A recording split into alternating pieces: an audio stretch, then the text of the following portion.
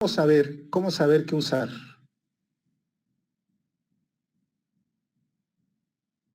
Sería combinaciones, ¿no? Porque no importa el orden. Este detalle es el principal, ¿no? Saber si lo que nos están pidiendo está ordenado o no está ordenado. Si yo en este momento aquí dice obtener el número de diagonales del cuadrado y del hexágono, ¿eso qué quiere decir? Que yo puedo trazar en el papel un cuadrado y trazar sus diagonales independientemente si levanto o no levanto el lápiz del papel. Pero en el caso de que nos estuvieran pidiendo generar las diagonales del cuadrado, pero sin que ninguna de estas se cruzara, entonces ya tendríamos otro elemento muy particular para poder pensar que tendríamos que utilizar otro tipo de soluciones y no las combinaciones. Efectivamente, como no importa el orden, no importa si uno traza otra vez o sobre uno de los lados, la diagonal, eso quedaría perfectamente bien con una combinación. La otra pregunta que yo les haría es, tiene mucho que ver aquí con las definiciones de si son eventos dependientes o independientes.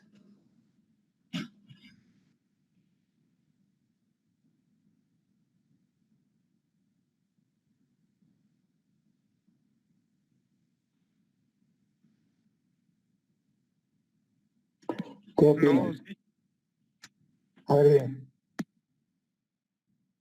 Bueno, no, porque para generar una diagonal necesitas haber generado una antes. Sí, pero aquí el planteamiento es la parte del cruzamiento de los elementos. Precisamente por eso es que les hago esa pregunta. Recordemos que casi todas las definiciones tienen ciertas cualidades o ciertas características para ser aplicadas. Entonces, lo que quiero resaltar aquí solamente es que veamos con detenimiento cada una de las definiciones y veamos si el problema que nos están pidiendo tiene esos elementos. En este caso es muy simple la pregunta, obtener el número de diagonales del cuadrado y del hexágono.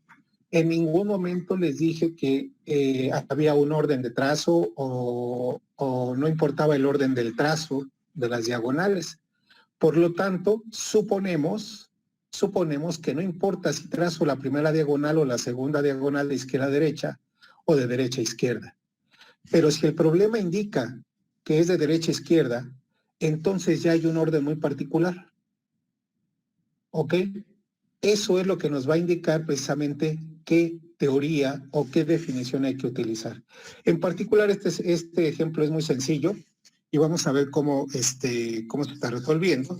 Y principalmente lo que ustedes me estaban comentando, no importa el orden.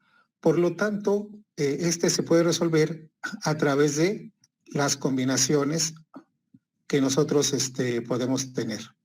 En la parte práctica, pues obviamente tenemos el cuadrado y tenemos una diagonal, dos diagonales, y estas líneas pueden ser adyacentes o no adyacentes. En este punto, ¿son adyacentes o no son adyacentes?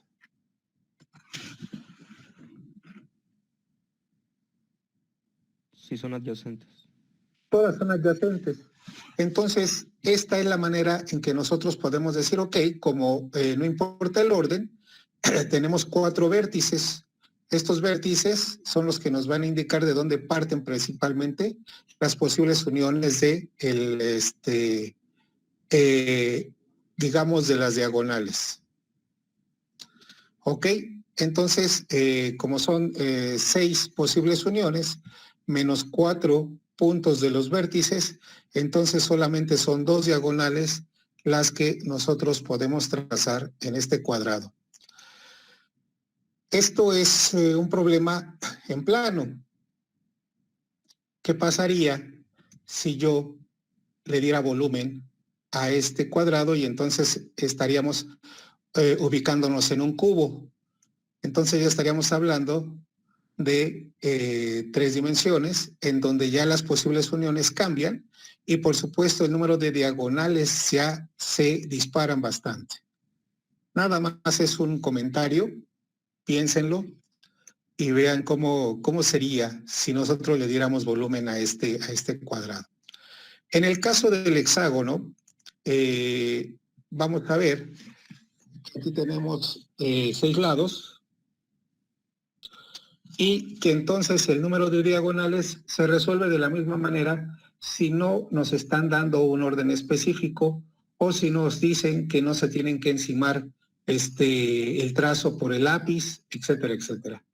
Entonces, en particular, pues es de la misma manera una combinación con 6 posibles vértices que están aquí, que sería el número de vértices, menos 2, que son los puntos de unión, más el 2 factorial, que sería el punto de cada uno de los elementos que parten de aquí de cada uno de los vértices. Entonces, tendríamos 9 diagonales pensando en la forma de las combinaciones. Y eso es lo que nos podría permitir resolverlo viendo si son variaciones, si son combinaciones.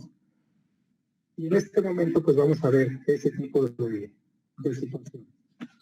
Otro ejemplo sería cuántos números de 4 dígitos se pueden formar con 9 cifras, partiendo de 1 a 9, evitando el 0. Entonces, aquí yo les pongo permitiendo repeticiones sin que fueran repeticiones, y si el número si el último dígito ha de ser 1 y no se permiten repeticiones, entonces vamos a ver cómo lo plantearíamos. En principio, el primero es repeticiones, el segundo es repeticiones, y en el último se quita un dígito para que no se pueda repetir cada vez que se hagan la formulación o la formación de los números de 4 dígitos. Y para ello, pues entonces tenemos lo siguiente. Para el caso número 1, en donde la repetición sí importa o sí importa el orden, entonces utilizaríamos este tipo de variaciones con repetición o permutaciones o combinaciones con repetición. Y entonces, ¿qué es lo que tendríamos? Pues simplemente tomar el valor de números que tenemos por el número de cifras que necesitamos en los números cuando se requiere el orden. Si ustedes se percatan, ustedes me podrían contestar de manera inmediata. Ah, bueno, es que esto también tiene mucho que ver con el principio de multiplicación. Pues exactamente. Cuando se permiten repeticiones e importa el orden, entonces estamos hablando principalmente del principio de multiplicación de elementos. ¿De acuerdo? Entonces, esto sería la manera en que se resuelven cuando es importante el orden y se permiten repeticiones. En el caso siguiente, es lo que ya teníamos en el caso anterior, que son las combinaciones. No se permiten las repeticiones e importa el orden. Entonces, en este caso, tendríamos como el caso anterior, en donde, pues si trazamos 2 veces la diagonal, no suma al número de diagonales, ¿verdad? Entonces aquí es importante el orden, en este caso. Y finalmente, si tenemos que el último dígito o la última posición siempre no se va a colocar, entonces pues solamente hacemos una combinación, pero evitando el último dígito. Si se les pidiera que hicieran la valoración de cuántas placas o cuántos números de habitación o cuántos números de casas se pueden generar, pero partiendo de que se evita el primer dígito por cada piso, por ejemplo, para el primer piso se evitaría el número 1, para el segundo piso se evitaría el número 2, para el tercer piso se evitaría el número 3, y les piden resolver el número de combinaciones o de cuartos que se puede enumerar. Bueno, pues entonces estaríamos en este caso, en el cual son combinaciones en donde puede haber repeticiones, pero que sin embargo un dígito no se está tomando en cuenta. Entonces, de esta manera nosotros podemos empezar a visualizar cuándo se utiliza uno y cuándo se utiliza o el otro, ya sean permutaciones o combinaciones. ¿Hay alguna duda hasta aquí? No, profe. No, profe. Ok, no sé si el número 4 del problemario les dio alguna situación de resquemor, pero pues no les debería de llamar la atención. Por ejemplo, el problema número 4 del problemario que les mandé decía CAXY que pertenecen a los reales. Estos números son no nulos y para cada n entera es verdadera la igualdad, que x más y elevado a la n se puede expresar precisamente como la sumatoria de los productos por las combinaciones de cada uno de ellos. Demostrarlo. ¿Cómo partiríamos para demostrarlo?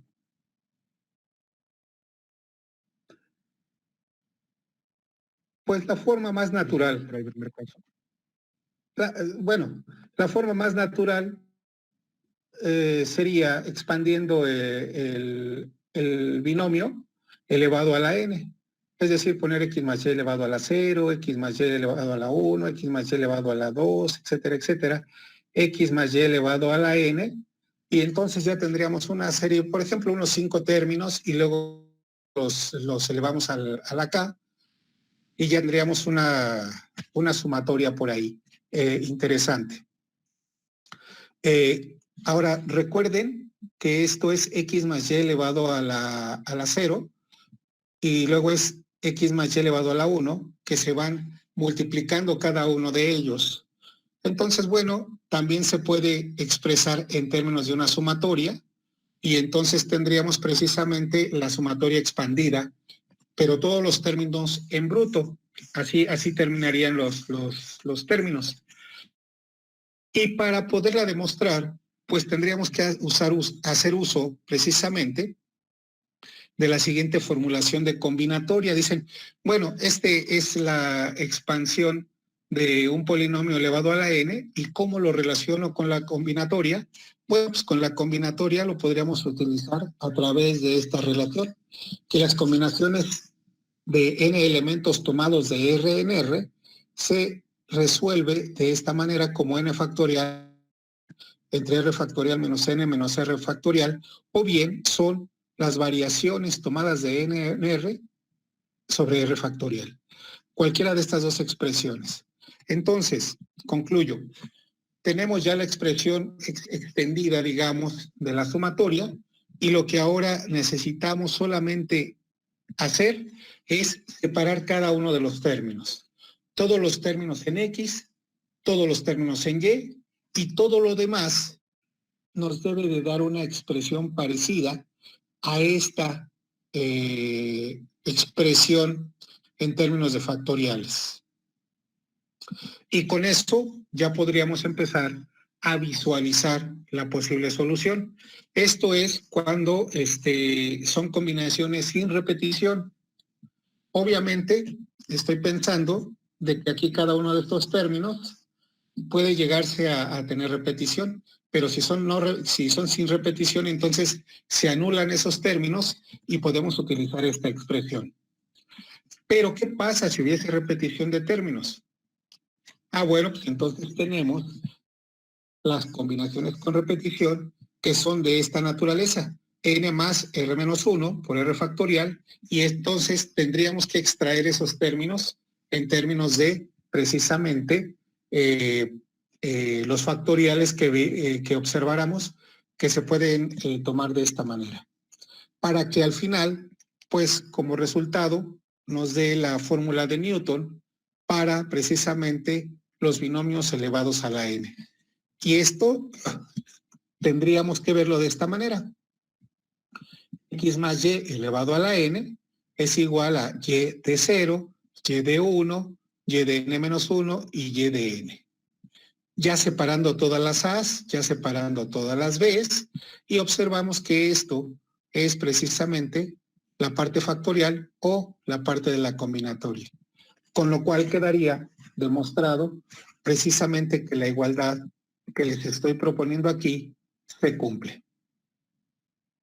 Obviamente, aquí tendrían que utilizar algunos conceptos como de independencia, precisamente para ir cancelando algunos términos para que no llegaran a la conclusión de que se están repitiendo.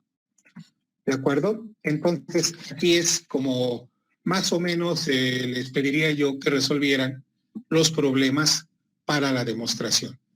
Igual, el problema 3 o el problema 5, que tiene que ver con 2 a la n-1, que si ya lo relacionaron, tiene mucho que ver con el número de posibles palabras que podemos tener en un sistema binario. Cuando nosotros tenemos ceros y unos, dependiendo del número de bits que tenemos para poder resolver el problema, bueno, pues tenemos una serie de posibles palabras, y más o menos esa era la idea del problema 4 y del problema, creo que es el 3 o el 5 del problemario. Ahorita se los confirmo. ¿Alguna duda sobre el planteamiento de las demostraciones? No son muy complicadas, es más bien un poquito de talacha y de percepción de la parte combinatoria que está dentro de cada una de estas sumatorias infinitas. ¿Dudas hasta aquí?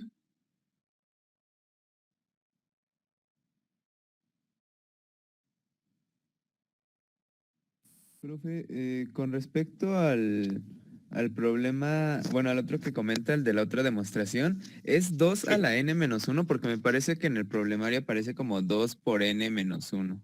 Pero No, es 2 a la n-1. Deja, ahorita te confirmo. Ahorita te lo confirmo. Sí, profe, gracias. Pero sí es 2 a la n-1, porque es la parte de la secuencia binaria, dependiendo del número de bits, cuántas palabras puedes formar. Esa era la demostración. Es correcto. Profe, o sea, ¿el 2 está elevado a la n-1 o es 2 es elevado a 2, la n menos 2 a la n-1. Ok. No le salía la demostración por eso seguramente.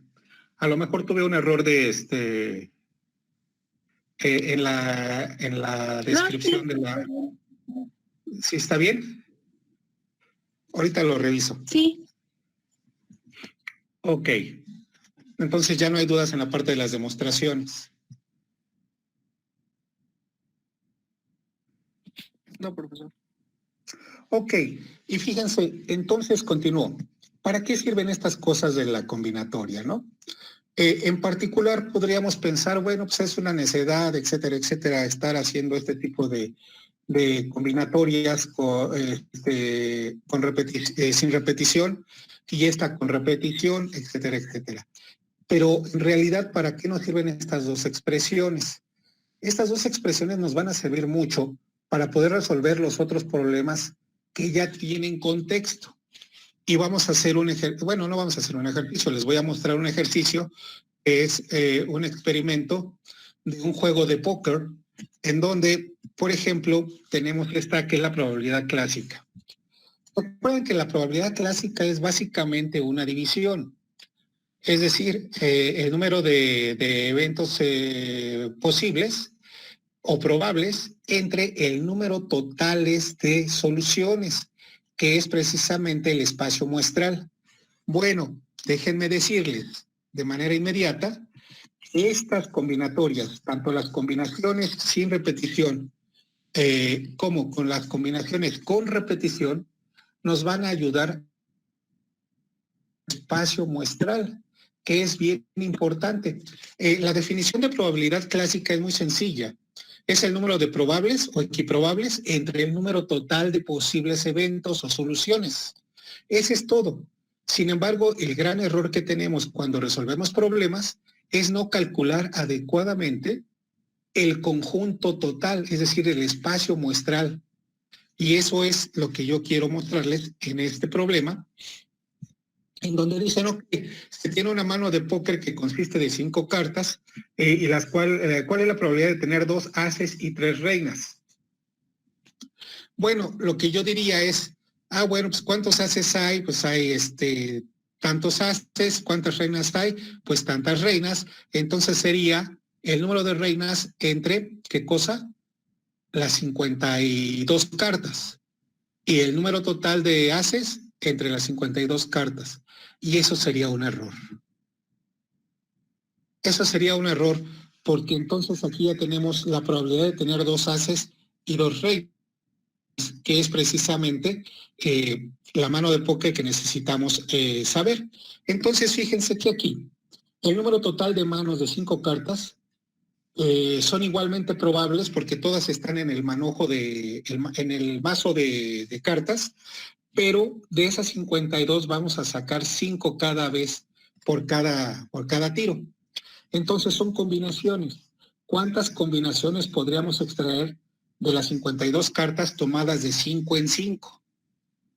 Y entonces ahí sí son combinaciones, sin importar el orden, sin repetición. Entonces son 52 cartas entre lo que les estoy diciendo, 52 menos 5 cartas son 47 por el valor de 5. Y esto nos daría el número total de qué cosa, de mi espacio muestral.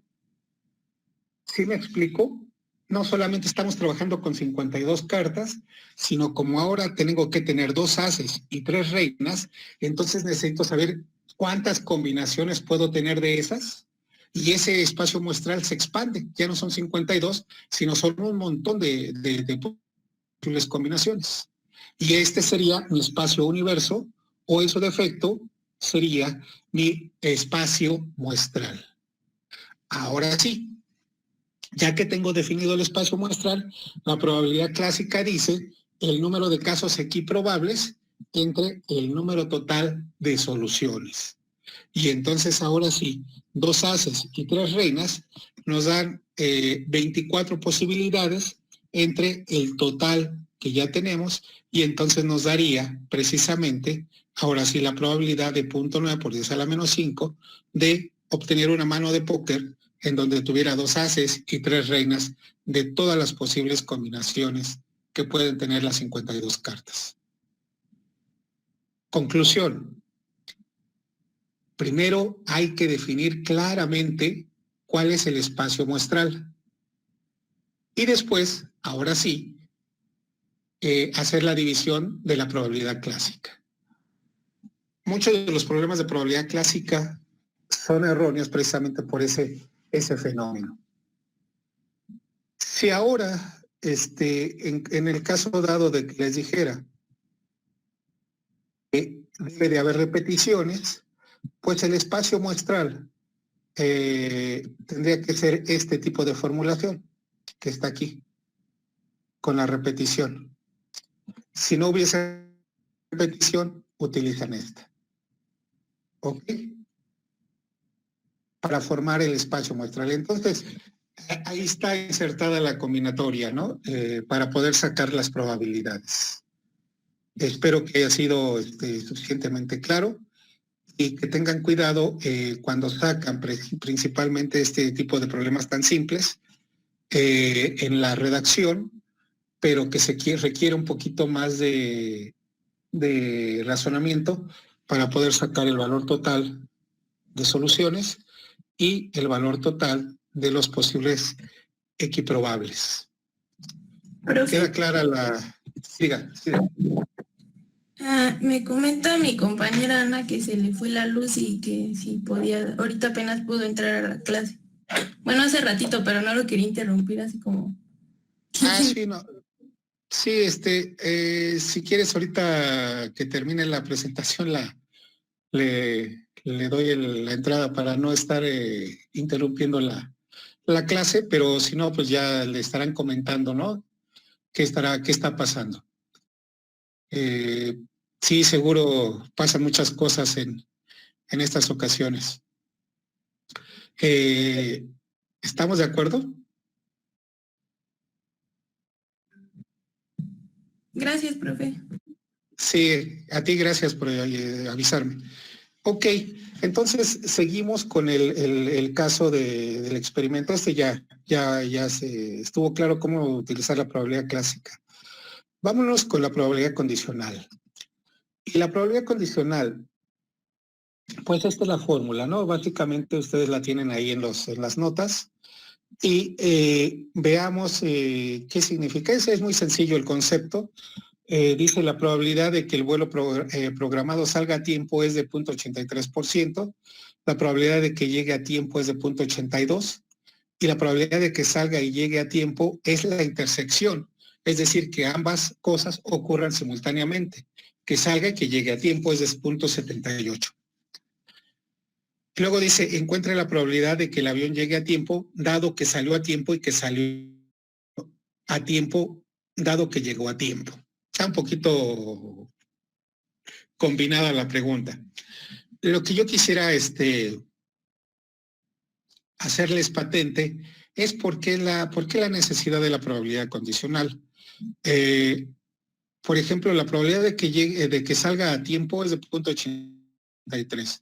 Eso tiene que ver con muchos fenómenos aleatorios que están en tierra, ya sea la administración, las pistas, el clima, cosas de ese estilo. Y entonces el aeropuerto hace una serie de mediciones y llegamos a este punto, ¿no? De que pues el aeropuerto en donde sale este avión, pues tiene un 83% de probabilidades de que salga a tiempo. Ese es el concepto. El otro concepto es de que llegue a tiempo. Eso tiene mucho que ver con las líneas de vuelo, es decir, las trayectorias en el espacio que no estén saturadas, que estén a una cierta altura en donde la meteorología no les afecte, etcétera, etcétera, y la capacidad de los pilotos para poder volar a ciertas velocidades o a ciertas alturas y que no tengan contratiempos en el inter del vuelo. Entonces, chequen cómo sí efectivamente la probabilidad está en términos de los fenómenos aleatorios. Es decir, nosotros no sabemos qué puede pasar en tierra para que salga a tiempo. Pero una vez que ya salió a tiempo, pues hay fenómenos aleatorios que son estos. Las trayectorias de vuelo, la pericia de los pilotos, la climatología, etcétera, etcétera. Y luego dicen para que llegue a tiempo. Es de 0.82. Entonces, estamos en ese contexto. Y luego los combinan y dicen la probabilidad de que salga y llegue a tiempo es de 0.78. Y entonces aquí ya tenemos fenómenos combinados. Todos los errores o las pericias acumuladas de la aerolínea en tierra y todas las pericias y eventualidades que pueden tener en el vuelo. Se combinan todas ellas y sacan una probabilidad del 78. Hasta aquí estamos bien. Estoy describiendo que son fenómenos aleatorios y que tienen razón de ser que sea una probabilidad. Ahora, encuentre la probabilidad de que el avión llegue a tiempo, dado que salió a tiempo. Ya está condicionando esa parte. Y que salió a tiempo, dado que llegó a tiempo. Es la segunda parte. Ya creo que ya está más claro el problema.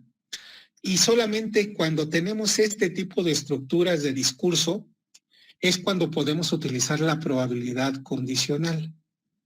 Si nosotros nos permitimos ver el caso de la probabilidad clásica, la probabilidad clásica tiene que ver con un solo evento y una sola cualidad, que todos los eventos aleatorios están en el objeto de estudio. Cuando el objeto de estudio tiene otras interacciones con otros elementos aleatorios, entonces nos da pauta para poder utilizar la probabilidad condicional. ¿Queda claro cuándo utilizar probabilidad condicional y cuándo probabilidad clásica? Sí. Sí, profesor. Sí, ¿verdad? Ya se nos aclaró todo el mundo. Ok, bien, entonces vamos a resolverlo. Y dice, la probabilidad de que llegue a tiempo dado que salió a tiempo. La fórmula dice, la probabilidad que ocurra A dado que ya ocurrió B. En este caso, la probabilidad de que llegue a tiempo, dado de que salió a tiempo, es de esta manera. Es la intersección de estas probabilidades, que es esta. La probabilidad de que salga y llegue a tiempo es la que usamos. versus la probabilidad precisamente de que llegue a tiempo. Y entonces ya tenemos el valor de el 94%. El segundo caso es la probabilidad de que salió a tiempo, dado que llegó a tiempo. Entonces ya estamos hablando del pasado. Como llegó a tiempo, quiero calcular la probabilidad de que haya salido a tiempo. Y entonces solamente se invierten en la probabilidad condicional los elementos y ahora sigue siendo la probabilidad de que salga y llegue a tiempo entre la probabilidad de que salió a tiempo, y eso nos da 0.95. Y de esta manera se hacen los problemas de probabilidad condicional muy sencillos. Solamente hay que poner atención en los elementos iniciales que nos dan, como la probabilidad de B, la probabilidad de A, la probabilidad de la intersección, de qué están hablando, y luego entonces utilizar solamente la probabilidad condicional. Y de esa manera yo no creo que tengan problema en resolver los problemas del examen. ¿Alguna duda hasta aquí?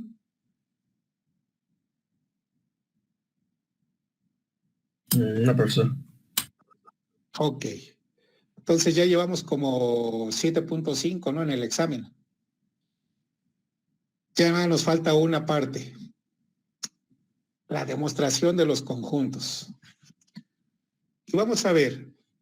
Demostraciones de conjuntos y probabilidades son de esta manera. La idea es utilizar la teoría de conjuntos sin necesidad de utilizar la probabilidad, pero luego se estila mucho apoyarse de las probabilidades para poder resolver los problemas. Independientemente de eso,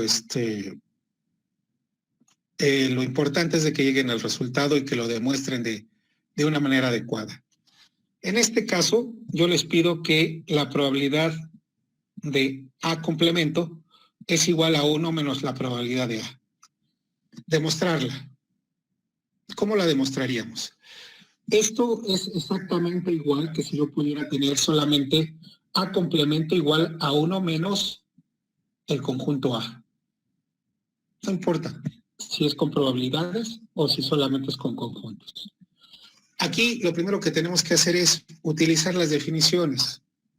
Entonces utilizamos la definición de la unión de complementos, en donde dice que el conjunto A, la unión A complemento, nos da precisamente todo el conjunto universo. Ya sea que lo vean en términos de figuritas o de diagramas de Venn, que digan, bueno, pues es el conjunto A, el complemento de A es todo lo que está afuera, pero todo lo que está afuera es omega. Este y este es omega. Bueno, pues entonces ya tengo la primera definición de los complementos. A unión A complemento es el conjunto universal. Si quieren, le pueden aplicar la probabilidad y decir lo mismo.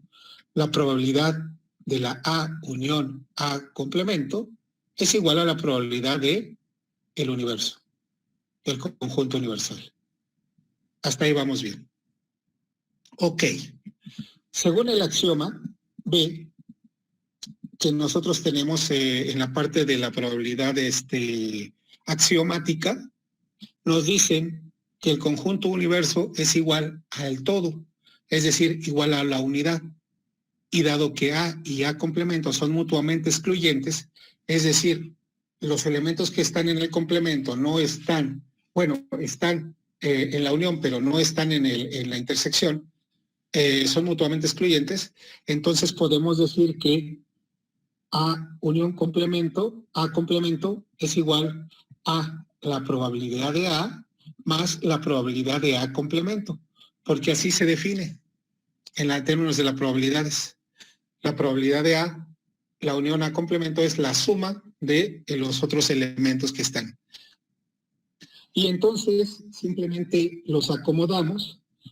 Esta suma la igualamos con P de omega, que sabemos que es el universo, y sabemos que P, o la probabilidad del universo, o del conjunto universal, es igual a 1 porque no hay probabilidades mayores que 1. Y entonces ya llegamos a la conclusión de que P de A más P de A complemento es igual a 1, entonces despejamos A y ya tenemos este tipo de expresiones que era lo que se quería demostrar. Ahora, si lo quieren ver en el conjunto, me pueden decir, quitando la probabilidad de A, entonces sería A es igual a 1 menos P de A. Digo, 1 menos A complemento, lo cual se demostraría tanto la parte de los conjuntos como la parte de las probabilidades. ¿Queda claro cómo se llegó a la demostración de esta expresión de conjuntos? Sí, profesor. Ok. Bueno, pues hagamos una más complicada, ¿no? La probabilidad de A unión B es igual a la probabilidad de A más probabilidad de B menos la intersección de AB. Aquí es un poquito más larga la demostración porque en particular los dos conjuntos A y B son excluyentes. Entonces lo primero que hacemos es escribir A y B como la unión, pero en términos de las posibles combinaciones. A unión B es A intersección B, unión A intersección B complemento, unión B intersección A complemento, por las propiedades que tenemos de la teoría de conjuntos. Entonces, el evento A también se puede escribir de la siguiente manera. A intersección B complemento, unión A intersección B complemento, o B intersección A, unión B intersección A complemento. Son los axiomas de la teoría de conjuntos, incluyendo los teoremas de Morgan, que tienen por ahí en una tabulación de conjuntos, de la tabla de conjuntos. Teniendo esto en cuenta, pues entonces simplemente 1 y 2, como son mutuamente excluyentes, podemos utilizar el axioma de la probabilidad de la suma, y entonces tenemos probabilidad de A unión B es igual a la probabilidad de la intersección de B más la intersección de B complemento más la intersección de B A complemento. Mientras que la probabilidad de A es simplemente aplicarle las probabilidades a estas definiciones de conjuntos. Es lo único que estoy haciendo. Llegamos a esta conclusión y por supuesto, como son mutuamente excluyentes, entonces resulta que precisamente podemos hacer la suma y de ahí nos va a dar una resta. Entonces, utilizando la expresión 3 y restando de esta miembro la segunda expresión, tenemos que la probabilidad de A unión B menos probabilidad de A menos probabilidad de B va a ser igual a menos la probabilidad de A intersección B. Y los excluyentes, si me permiten ver, estos dos se cancelan precisamente por la exclusividad, digamos, de los conjuntos. De tal suerte que despejamos P A unión B y entonces llegamos a lo que se quería demostrar, que es precisamente esta expresión de aquí. ¿Ok? Son dos ejemplos de cómo se hacen las demostraciones de los conjuntos, que inclusive si ustedes lo quieren hacer con diagramas de Venn, lo pueden hacer con diagramas de Venn también, a nivel gráfico, y este sería a nivel teórico, apoyándonos un poquito de la teoría de la probabilidad. ¿Dudas hasta aquí? Profe, yo tengo una duda. Sí. Bueno, hubo varios ejercicios del problemario que yo los demostré con diagramas de Venn, pero bueno, hasta cierto punto pues ya me había un poco cansado de hacer diagramitas de Venn, entonces hubo otro ejercicio que igual nos pidió una demostración de que eran conjuntos vacíos, me parece. Y lo que yo hice fue utilizar la lógica booleana y leyes de Morgan para demostrarlo, para simplificar la expresión, y al final pues siempre resultó. El punto, el 11, el 12, que son las demostraciones, yo les ponía que lo demostraran y pueden utilizarlo así como yo lo hice ahorita, ya sea con todas las expresiones de la tabulación de los axiomas de conjuntos y de los teoremas de Morgan. Con eso es suficiente. En el número 12 les pongo ilustrar las igualdades anteriores con diagramas de Venn, pero no sé, quise decirles que solamente el resultado final lo expresaran en forma de dibujito, para que no fuera tan aburrido estar haciendo dibujitos de diagramas de Venn. Pero bueno, eso era el asunto, ¿no? Que tuvieran varios elementos que les pudieran permitir llegar a la conclusión.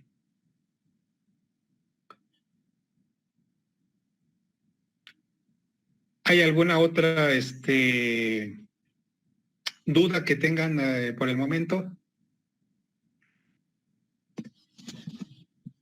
Por ejemplo, en el problema 19 no tiene ningún problema.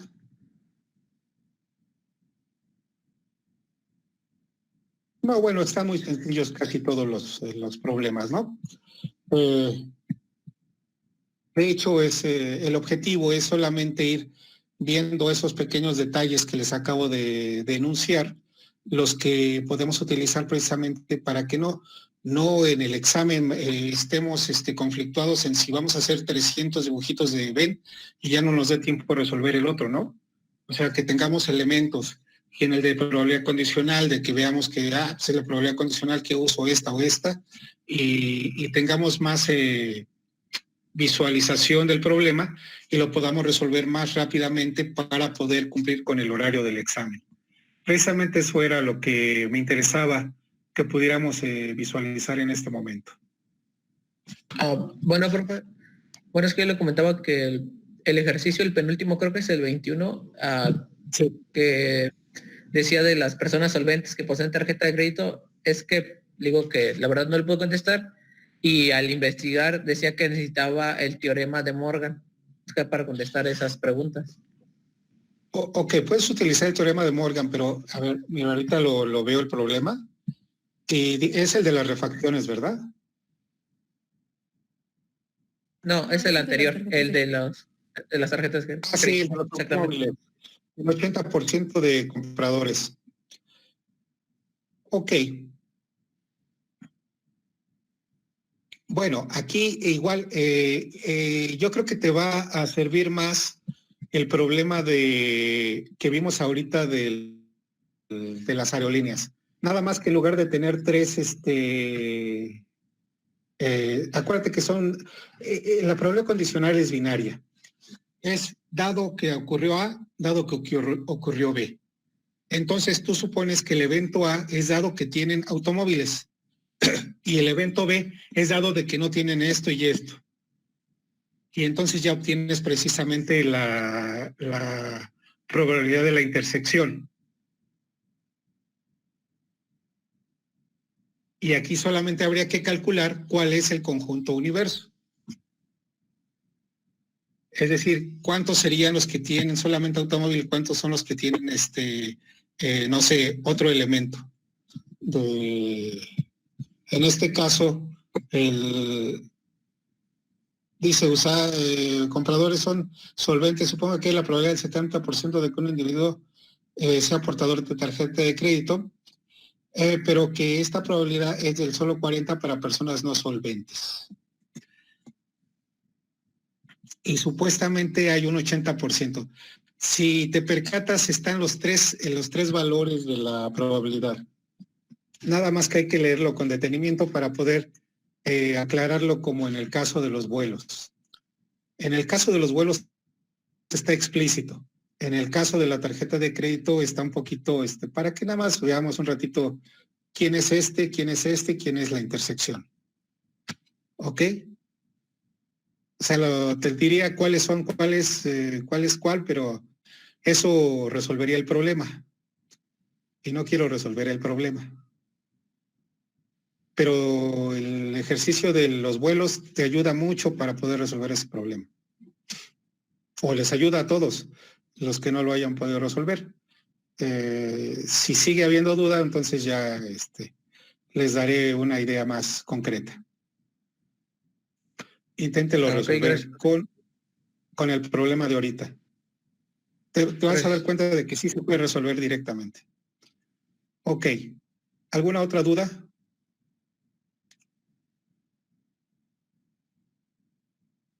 ¿Todo está tranquilo? Sí, profesor. Profe, Sí, diga. es que en ese problema vi que se resolvía con ese teorema de Bayes y veo que usa una fórmula similar a la que usted nos mandó en el problema de apoyo. Usa una fórmula que es diferente a esta de Ajá. probabilidad condicional y esa fórmula Sí. no la entiendo, entonces. si pudiera decir. No la visualizaste en los textos. Lo que pasa es que en esa fórmula pone la probabilidad de algo dado al otro y en el Ajá. resultado vuelve a poner probabilidad de algo dado a otra cosa y abajo pone varias sumas. Y La suma, la intersección. Ajá. Esa es una combinación de la probabilidad condicional que ya ahorita vimos en los vuelos y la probabilidad de la unión de los eventos, de la demostración que vimos ahorita. Ok.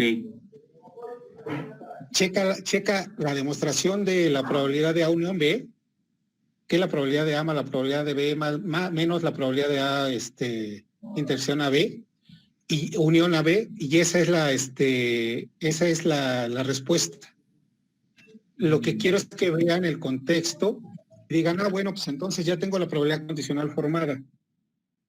Y ahora lo único que necesito es de que el elemento que quiero resolver no es una probabilidad sencilla, no está dada, sino que es la unión o la intersección de ellas.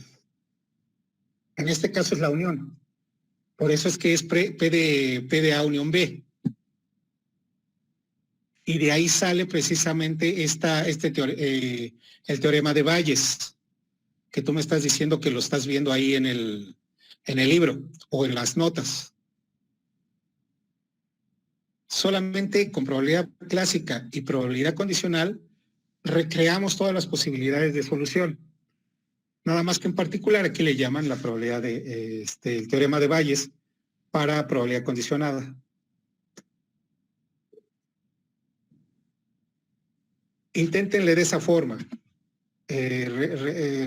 resaltando el razonamiento del problema, para que no se estén acumulando tantas fórmulas, sino más bien solamente con dos construyen todas las posibilidades de soluciones.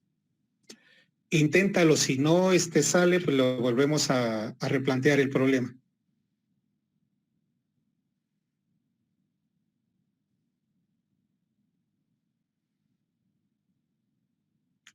¿Sí me escuchaste, Gerardo? Sí. Ok. Para los demás, ¿les queda clara la duda de Gerardo?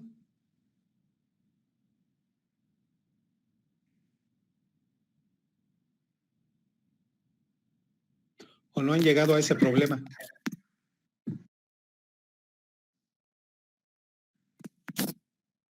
Sí, profe, todo quedó claro. Bueno, para mí sí. Ok.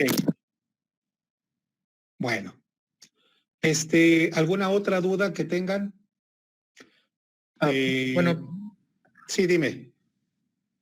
bueno, es que, disculpe que le diga tan tarde, es que regresando a lo de probabilidad clásica, en la parte en la que, bueno, ya hace la probabilidad de 24 sobre todo el conjunto universo, como que me pica la cabeza de dónde sale el 24. Sí sé cómo sacar lo que que son los eventos posibles para que ocurra esa solución, pero pues, Eliges es que las dos. Eliges dos haces. Eliges dos haces. Y luego ya nada más son las posibles combinaciones de los otros elementos de la carta para generar la mano. Y como ya tienes la primera mano ya extraída, ya nada más te quedan 8 posibles combinaciones de 3. Porque tú ya tienes las primeras 2 cartas extraídas. y de ahí sale el 24.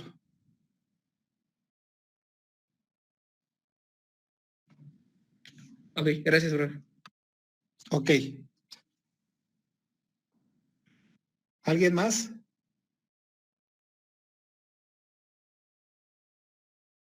Digo, no espero ponerle cartas porque eso tendría que ver con que ustedes supieran jugar ajedrez, cartas o cualquier tipo de juego al azar, pero sí van a ser otro tipo de eventos que son más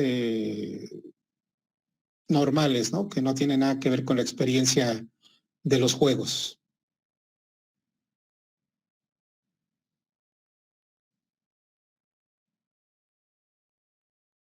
¿Alguna duda más? No, profesor. Ok. Bueno, pues cualquier duda que sigan teniendo sobre el problemario, trataré de ayudarlos a partir de los correos que me manden. Y pues nos vemos el día del examen en el horario preestablecido para terminar esta parte del segundo parcial. Si ya no hay más dudas, pues que tengan un excelente día y nos preparamos para el examen. Ok, profesor, gracias. Gracias. Ok, Muchas muchas gracias. gracias. Tengan un excelente día. Gracias, profe. Igualmente. Igualmente, Hasta luego, chao.